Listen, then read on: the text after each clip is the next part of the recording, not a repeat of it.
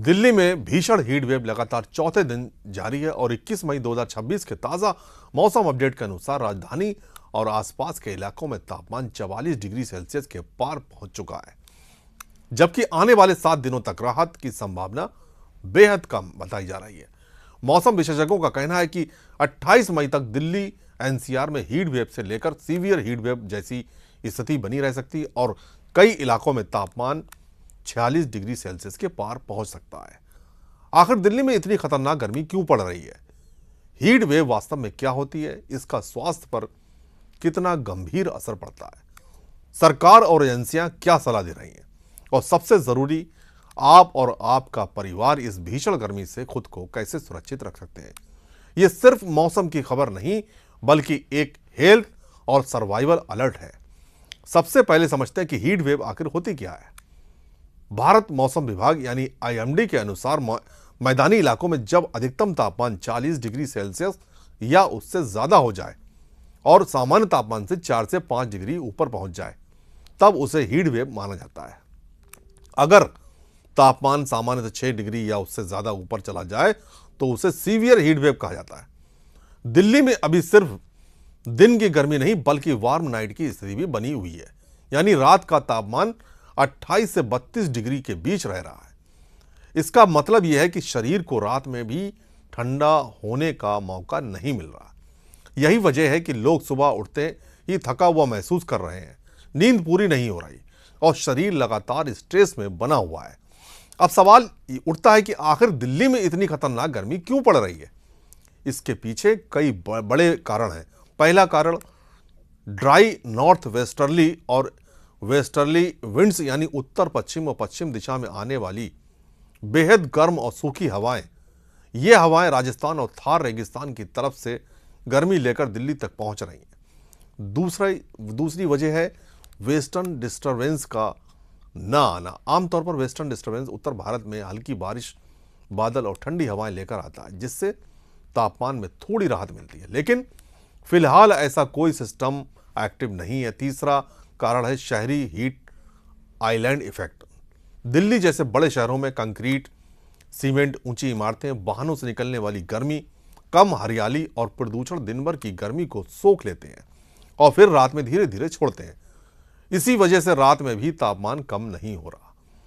चौथी और सबसे बड़ी वजह है जलवायु परिवर्तन यानी क्लाइमेट चेंज। पिछले कुछ सालों में भारत में हीट वेव की अवधि, तीव्रता और फ्रीक्वेंसी लगातार बढ़ी है। वैज्ञानिकों के अनुसार आने वाले समय में ऐसी अत्यधिक गर्मी और ज़्यादा आम हो सकती है। अब बात करते हैं सबसे महत्वपूर्ण हिस्से की, जो कि हमारे स्वास्थ्य को लेकर, यानी स्वास्थ्य पर असर सबसे ज़्यादा होता है। हीट वेव केवल असहजता पैदा नहीं करती, बल्कि जानलेवा साबित हो सकती है। सबसे आम समस्या है डिहाइड्रेशन यानी शरीर में पानी की कमी। ज्यादा पसीना निकलने से शरीर का पानी और इलेक्ट्रोलाइट तेजी से कम होने लगता है, जिससे कमजोरी, चक्कर, सिरदर्द और मांसपेशियों में ऐंठन हो सकती है। इसके बाद आता है हीट एग्जॉशन यानी गर्मी से थकावट। इसमें व्यक्ति को बहुत ज्यादा कमजोरी, उल्टी, बेचैनी, पसीना और चक्कर महसूस होते हैं। लेकिन सबसे खतरनाक स्थिति है हीट स्ट्रोक। इसमें क्या है कि शरीर का तापमान 40 डिग्री या उससे ऊपर पहुंच जाता है, पसीना आना बंद हो सकता है, त्वचा यानी स्किन सूखी और गर्म हो जाती है, व्यक्ति भ्रमित हो सकता है, बेहोश हो सकता है और कई मामलों में मौत तक हो सकती है। अगर किसी व्यक्ति में तेज बुखार, उलझन, बेहोशी, दौरे या सांस लेने में दिक्कत जैसे लक्षण दिखें तो तुरंत 108 या 102 पर कॉल करें और अस्पताल पहुंचाएं। सबसे ज्यादा खतरा बच्चों, बुजुर्गों, गर्भवती महिलाओं, मजदूरों, delivery workers, traffic police, rickshaw चालकों, सड़क पर काम करने वाले लोगों और दिल, किडनी, डायबिटीज या सांस की बीमारी से जूझ रहे मरीजों को है। पालतू जानवर भी इस गर्मी से बुरी तरह प्रभावित हो सकते हैं। अब सवाल यह है कि इस भीषण गर्मी में हमें क्या करना चाहिए? नेशनल डिजास्टर मैनेजमेंट अथॉरिटी और आईएमडी की एडवाइजरी के अनुसार सबसे जरूरी है शरीर को हाइड्रेट रखना। दिन भर में कम से कम 3 से 4 लीटर पानी जरूर पिएं। अगर आप बाहर काम करते हैं या ज़्यादा पसीना निकलता है तो इससे भी ज़्यादा पानी लें। ओआरएस, नींबू पानी, छाछ, लस्सी और नारियल पानी जैसे पीने वाले जो पेय पदार्थ हैं, इनमें इलेक्ट्रोलाइट बैलेंस बनाए रखने में मदद करते हैं ये पदार्थ। और बहुत ज़्यादा चाय, कॉफ़ी, एनर्जी ड्रिंक या अल्कोहल से बचें, क्योंकि ये शरीर में पानी की कमी बढ़ा सकते हैं। कपड़ों की बात करें तो हल्के रंग के ढीले और सूती कपड़े पहने, सिर को टोपी, गमछे या छाते से ढकें। बाहर निकलते समय सनस्क्रीन का इस्तेमाल करें। कोशिश करें कि दोपहर 12 बजे से शाम 4 बजे के बीच बाहर ना निकलें, क्योंकि यही सबसे ज़्यादा खतरनाक होता है। अगर बाहर जाना ज़रूरी हो तो हर 20 से 30 मिनट में छाया में आराम करें। घर को ठंडा रखने के लिए दिन में पर्दे बंद रखें ताकि सीधी धूप अंदर ना आए। रात में जब तापमान थोड़ा कम हो तो खिड़कियां खोलकर वेंटिलेशन करें।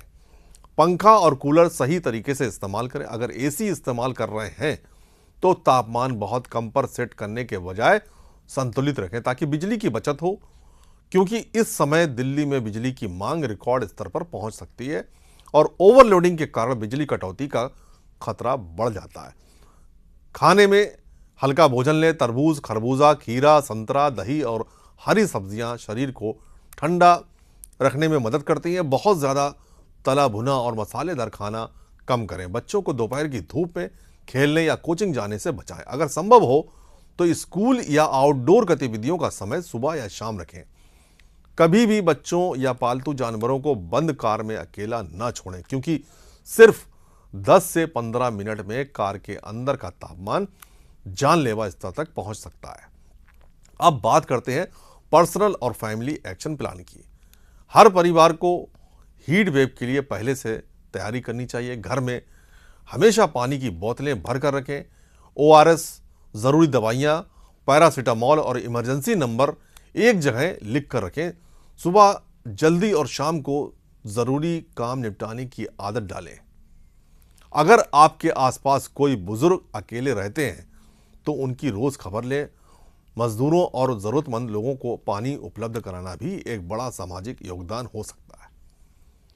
घर या ऑफिस में एक छोटा कूलिंग कॉर्नर बनाया जा सकता है, जहां कुछ लोग देर तक बैठकर आराम कर सकें। बिजली बचाने के लिए ज़रूरी लाइट और उपकरण बंद रखें ताकि पूरे शहर पर लोड कम हो।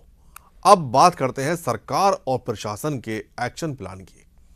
आईएमडी लगातार येलो और ऑरेंज अलर्ट जारी कर रहा है। कई सरकारी विभाग अस्पतालों और एम्बुलेंस सेवाओं को अलर्ट मोड पर रखे हुए हैं। मजदूरों के लिए दोपहर के समय काम सीमित करने और पानी छाया उपलब्ध कराने की सलाह दी गई है। कई जगहों पर कूलिंग सेंटर और राहत शिविर खोलने की तैयारी की जा रही है। लंबे समय के समाधान के तौर पर शहरों में ज़्यादा पेड़ लगाने, ग्रीन कवर बढ़ाने, छायादार फुटपाथ बनाने, रूफटॉप गार्डन बढ़ाने और जल संरक्षण पर जोर दिया जा रहा है। एक्सपर्ट का मानना है कि अगर शहरों को भविष्य की अत्यधिक गर्मी से बचाना है तो अर्बन प्लानिंग को पूरी तरह बदलना होगा। अब सबसे बड़ा सवाल कि राहत कब मिलेगी। फिलहाल मौसम विभाग के अनुसार अगले 7 दिनों तक दिल्ली और आसपास के इलाकों में गंभीर गर्मी बनी रह सकती है। मानसून आने में अभी समय है और फिलहाल कोई मजबूत मौसम प्रणाली राहत देती नहीं दिख रही है। इसलिए आने वाला सप्ताह बेहद सावधानी से बिताने की जरूरत है। आखिर में बस यही कहना है कि हीट वेव को कभी हल्के में ना लें। ये धीरे धीरे शरीर को नुकसान पहुंचाती है और कई बार स्थिति अचानक गंभीर हो सकती है।